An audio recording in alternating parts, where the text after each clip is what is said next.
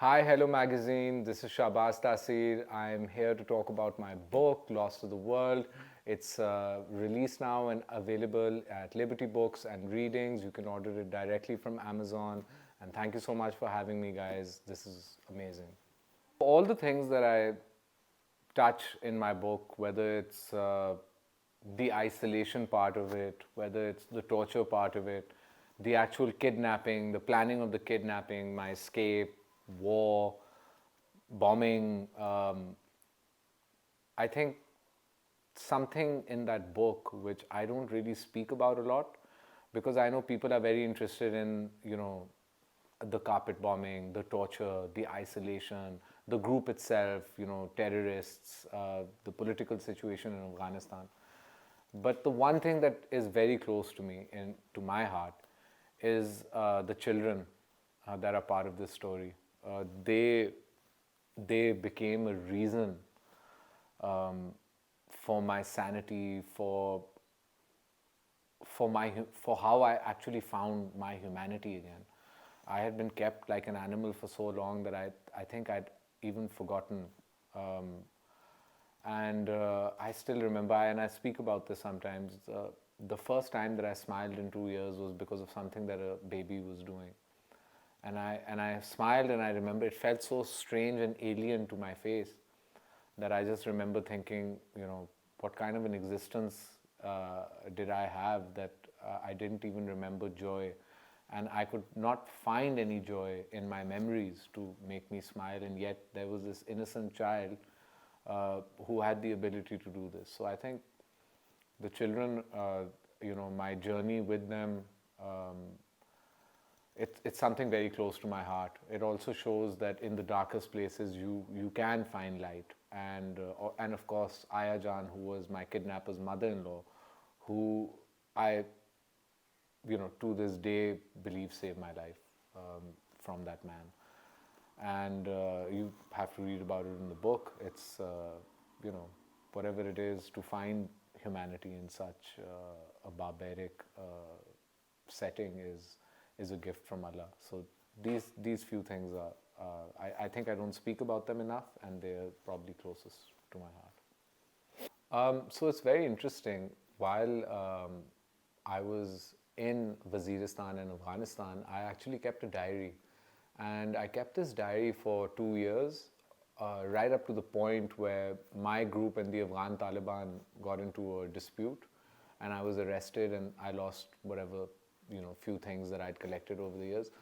So as soon as I, escaped and came back, I remember sitting with my younger sister and just saying that, I really need to write about what happened to me. And, you get a lot of opportunities to do interviews, to make films, TV shows. But I think writing a book is such a challenge. It's such a unique way of telling your story to someone. And it was a challenge, and I really wanted to do it. My father had written a book. My grandfather had written a book. My popo had written a book. Faiz was my khalu dada. So these things meant a lot to me, and it's amazing to be in that company. I think it took me like 3 years to write the book. It took me about a year to get a draft going, get an agent, sell the story to a publisher. I've been very blessed and very lucky with my journey in terms of I have a fantastic agent and a fantastic publisher. They have been extremely supportive. And I think the actual writing part of it was about 3 years. And it's probably one of the most difficult things that I've ever had to do. I was very lucky that my late Mamu and my mother really helped me write this book. And the part about giving up, every time I did want to give up, my wife was a very vocal and supportive figure in terms of this is something that you need to finish and for the world to read. So I think, yeah, my family was really important. So, kind of what happened to me, a lot of people refer to it as a very traumatic experience, and it was, but it was a journey as well. And I grew as a person. and whatever difficulties I faced, I accepted them, and I, to the best of my ability, overcame them. So sometimes when you have to visit these low points in your life, and everybody has low points, I go to these places with a sense of accomplishment. I was mentioning my family, when you have to keep visiting such a dark period of your life, there's torture, there's solitary confinement, there's loss, there's all kinds of things. And I was just very lucky to have a very supportive mother, sister, and wife, and a very supportive brother and uncle. And I think these five people were so important in terms of me writing this book and the emotion that I felt at the time, conveying that to the reader. I think that was a very difficult thing, and I couldn't have done it without these guys. I remember everything. It's like a, sometimes it feels like a dream, but I remember it so clearly, as if it was yesterday. And sometimes I have an awakening, kind of, I'm going through my life, I'm at work, I'm with my family, I'm with my kids, and I just remember where I used to be and how unbelievably blessed I am. So it's very difficult to describe your life as a captive. It's basically the word itself kind of sums it up. And I don't know, it's not the same as a prisoner. At least there you're under a system and you have certain rights, and your family has access to you. I don't know, but to be a captive is to lose every fundamental freedom that you enjoy. It was very difficult for me to actually adapt or evolve in this setting. Just to give you a brief idea, my toilet was a dustbin. I had to use it, clean it myself. The water that I got for an entire day was a lota.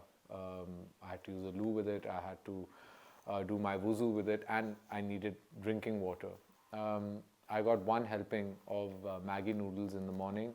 I used to eat half of it fresh and the other half cold at night, just because I had to ration food. I used to get a small cup of black tea, which I would wait for the tea to settle down and then use that water as as literally as drinking water, because I had to ration everything in my life, and I unfortunately never ever done anything like that. So it was very difficult, it was very rough, it was very exhausting. Physically, it was draining. Mentally, it was extremely exhausting. It's also very traumatic to be abused in that manner, physically, all the time, mentally, by someone who wants to psychologically break you.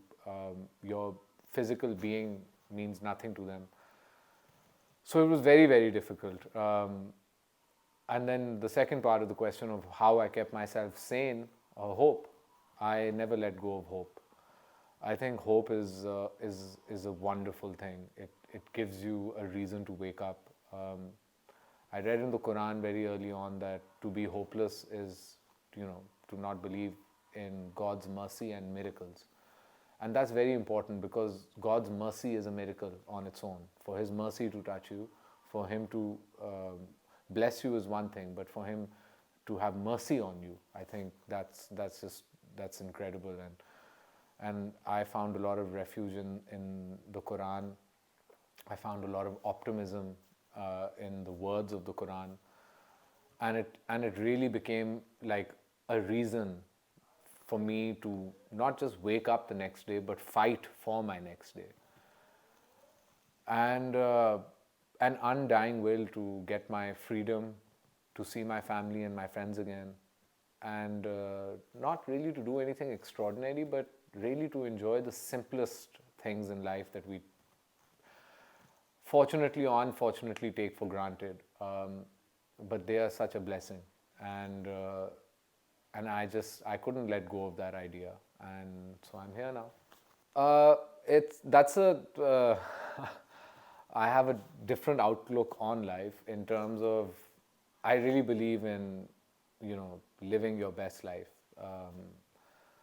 And that's nothing, there's nothing selfish in that. To live your best life, you have to, your family has to be with you, your kids have to be with you. So there's a lot of giving as well. But you have to be ambitious. You have to, it's not just about the next day, it's about achieving something in your life. So, like, there's one side of my story which is this very traumatic kidnapping and torture. And then the other side is that I managed to survive it and write a book about it. And I actually made an opportunity out of something that is meant to be a tragedy and meant to be traumatic. And that's how I think everybody should live life. The worst things that happen to you should be your source of motivation. And of course, in order to live your everyday life with a sense of fulfillment, it only comes with achievement. And achieving things is not, nothing is put in your lap, right? There are plenty of people that inherit things but in order to achieve something, you have to work really hard. And that's a universal thing. Hard working, ambitious people, right? And I'm not saying that in terms of money, but really what it does do for you is give you an opportunity for freedom, to travel, to explore yourself, to live, like I said, your best life. So that's, I don't know, maybe I was a little lazy and less ambitious before my kidnapping. Now in my life, I don't see time or waste. The wasting of time is just something that I can't do. Yeah, of course. As a matter of fact, my agent and my publisher are already speaking to people. I don't want to get into it too much. I really, really want people to read my book and get a sense of my story. I'll tell you something. If you do enjoy movies and you do enjoy TV shows, some of the best movies and some of the best TV shows have been adapted from novels or from books, from graphic novels. And that's big franchises like even Marvel. The Batman movies are all graphic novels. Lord of the Rings, Harry Potter, all of these were books. Dune, I don't know if people are into it, but whether it's sci-fi, if you've read these books and then watch these TV shows and movies, you enjoy it a lot more. And I hope and pray that one day, people are interested in my story and want to convert it into different mediums. For me, it was really important to write about it and have this book. I think it's timeless. I know movies and TV shows are timeless as well, but a book is a fantastic thing to have in your book of accomplishments. I really pray that people are interested, but read. I think if you read the book, you would enjoy it a lot more than the TV show, and hopefully when that does come out, if it does come out, you would have read the book and you would visually understand it better. I say this a lot, just don't give up on hope. Hope is the most wonderful thing. They say it in Star Wars, rebellion is built on hope. But everything is built on hope. All your success, all your achievements in life will come from the fact that you had hope, that you had belief. And just remember, it's as difficult as it is for our human understanding, and what I mean by that is for our understanding of what a miracle is or what mercy is, just remember it's that easy for Allah. And He can, with a snap, turn your entire life, in literally in one snap, and that's how easy it is. So I know I was supposed to say this in one line, but I'll say it again. Do not give up on, always have hope. It should be the backbone of everything you do. And be humble and have a lot of hope.